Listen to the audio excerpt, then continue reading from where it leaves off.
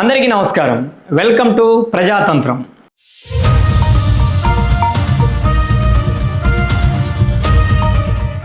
హైదరాబాద్ జూబ్లీ హిల్స్లోని మహా న్యూస్ ప్రధాన కార్యాలయంపై బీఆర్ఎస్ కార్యకర్తలు దాడి చేశారు. ఈ దాడి వెనక దాగి ఉన్నటువంటి రహస్యం ఏంటి, ఈ దాడి ఎందుకు జరిగింది అనేటువంటి అంశాల గురించి ప్రస్తావిస్తే, గడిచిన కొంతకాలంగా ఏదైతే ఫోన్ ట్యాపింగ్కి సంబంధించినటువంటి వ్యవహారం చాలా హీట్గా నడుస్తూ ఉంది. ఈ ఫోన్ ట్యాపింగ్కి సంబంధించినటువంటి వార్తలను ప్రసారం చేసేటువంటి సందర్భంలో ఏదైతే మహా న్యూస్ ఒక అడుగు ముందుకు వేసి ఇదంతా కేసీఆర్ అలానే కేటీఆర్ ప్రమేయంతోనే జరిగింది, ఈ యొక్క ఫోన్ ట్యాపింగ్లో కేటీఆర్ పాత్రే అత్యధికంగా ఉందనే విధంగా వారు ఈ యొక్క సమాచారాన్ని ప్రజలకు అందించేటువంటి ప్రయత్నం చేశారు. అలానే ఇటీవల విదేశాల నుంచి వచ్చినటువంటి ప్రభాకర్ రావు ఏదైతే ఈ ఫోన్ ట్యాపింగ్ కేసులో ప్రధానంగా ఉన్నటువంటి వ్యక్తి ఎవరైతే ఉన్నారో, ఈయన వచ్చిన తర్వాత ఈ యొక్క ఫోన్ ట్యాపింగ్కి సంబంధించినటువంటి సిట్ విచారణ చాలా వేగవంతమైంది. ఈ కేసుకు సంబంధించినటువంటి ప్రతి వ్యవహారంలో కూడా ఏ విధంగా ఏ కోణంలో పరిశీలించినా కేటీఆర్దే ప్రధాన పాత్రగా కనిపిస్తూ ఉంది.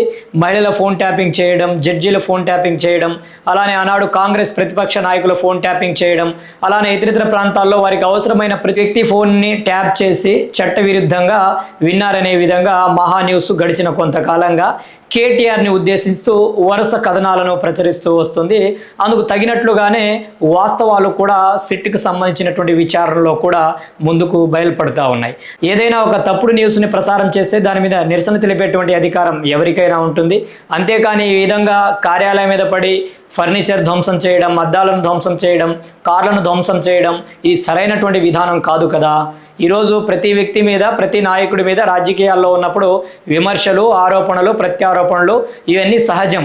వాటిని జీర్ణించుకోవాల్సినటువంటి అవసరం ఉంటుంది, వాటిని స్వాగతించాల్సినటువంటి అవసరం ఉంటుంది. వాటిలో ఏదైనా తప్పిదం ఉంటే చట్టబద్ధంగా, న్యాయబద్ధంగా వాటి మీద పోరాటం చేయాలి. అంతేకాని ఇలా దాడి చేయడం ప్రజాస్వామ్యానికి సరైనటువంటి విధానం కాదు. ఇది నిజంగా చాలా అత్యంత హేయమైనటువంటి చర్య. బీఆర్ఎస్ పార్టీ కార్యకర్తలు మరి ఇది కేసీఆర్, కేటీఆర్ ప్రమేయంతోనే జరిగిందనేటువంటి ఆరోపణలు కూడా వెల్లువెత్తుతున్నాయి. ఎందుకంటే ఈ అంశానికి సంబంధించి కేటీఆర్ ఈరోజే ఒక ట్వీట్ కూడా వేయడం జరిగింది. ఏదైతే ఫోన్ ట్యాపింగ్ కేసులో అంతా నా పాత్రే ఉన్నట్లు, నేనే చేయించినట్లు, నా ప్రమేయంతోనే జరిగినట్లు ఒక తప్పుడు ప్రచారాన్ని కొన్ని మీడియా ఛానళ్ళు పని కట్టుకొని చేస్తున్నాయనేటువంటి ఆయన చేసినటువంటి ఒక ట్వీట్ ఏదైతే ఉందో, ఆ ట్వీట్ అనంతరమే ఈ యొక్క బీఆర్ఎస్ పార్టీకి చెందినటువంటి సుమారు 30 నుంచి 40 మంది కార్యకర్తలు మహా న్యూస్ కార్యాలయంపై దూసుకు వెళ్ళి అక్కడ ఉన్నటువంటి ఫర్నిచర్ను ధ్వంసం చేయడం, అద్దాలను పగలగొట్టడం, అన్నిటిని ధ్వంసం చేసి అడ్డొచ్చిన సిబ్బందిని కూడా అతి ఇష్టానుసారంగా వారి మీద దాడి చేసినటువంటి విజువల్స్ కూడా కనిపిస్తూ ఉన్నాయి.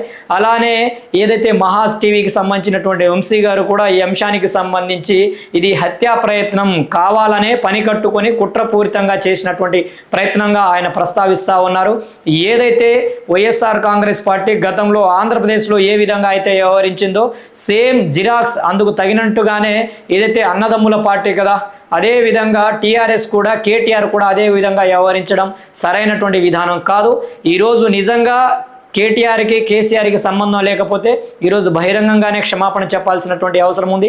ఇది ప్రజాస్వామ్యానికి వ్యతిరేకమైనటువంటి, ప్రజాస్వామ్యానికి హాని తలపెట్టువంటి క్రియ కాబట్టి దీన్ని ఎవరైనా సరే వ్యతిరేకించాల్సినటువంటి అవసరం ఉంది. తప్పకుండా దీన్ని ఖండించాల్సినటువంటి అవసరం కూడా ఉంది.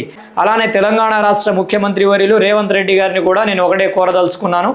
ఏదైతే ఈ యొక్క దాడి వెనక ఎవరైతే ఉన్నారో వారందరినీ కూడా, అలాగే దాడిలో పాల్గొన్న ప్రతి వ్యక్తిని గుర్తించి కూడా వాటి మీద కఠినమైనటువంటి చర్యలను చేపట్టాలి. ఎందుకంటే ప్రజాస్వామ్యంలో ఏదైనా వాదోపవాదాలు వస్తే కూర్చొని మాట్లాడుకొని నిరసన రూపంలో పరిష్కరించుకోవాలి తప్ప దాడులకు, ప్రతి దాడులకు, అఘాయిత్యాలకు ఎటువంటి చోటు ఉండకూడదు. ఇలాంటి ఘటనలే, ఇలాంటి చిన్న చిన్న పొరపాటులే రాజ్యాంగబద్ధమైనటువంటి పరిపాలన కాకుండా రౌడీయిజమైనటువంటి పరిపాలన రావడానికి అవకాశాన్ని ఇస్తాయి. కాబట్టి ఇప్పటి వరకు తెలంగాణ రాష్ట్రంలో ఇటువంటి ఘటనలు ఎప్పుడు లేవు కాబట్టి వీటిని తీవ్రంగా ఖండించాల్సినటువంటి అవసరం ఉంది.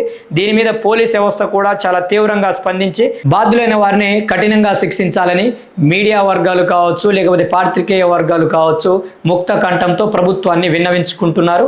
అలానే ఈ ఘటన ఏదైతే ఉందో నిజంగా హేయమైనటువంటి ఘటన. ఏదైనా ఒక ఆరోపణ మీడియా ఛానల్ ద్వారా లేకపోతే ఎవరి ద్వారా అయినా వచ్చినప్పుడు దాన్ని నిరూపించుకోవాల్సినటువంటి బాధ్యత అది ప్రజాస్వామ్యయుతంగా చట్టసభలకు సంబంధించినటువంటి వ్యవహారం కావచ్చు, వ్యక్తిగత సంబంధించినటువంటి వ్యవహారాలు కావచ్చు, న్యాయస్థానాలు ఉన్నాయి, న్యాయస్థానాలను ఆశ్రయించాలి. అంతేకాని దాడి చేయడం రాజ్యాంగ విరుద్ధం, చట్ట విరుద్ధం. ఇలాంటి చర్యలను తీవ్రంగా ఖండించాల్సినటువంటి అవసరం ప్రతి వ్యక్తి మీద ఉంది. జై భీమ్, జై భారత్, జై హింద్.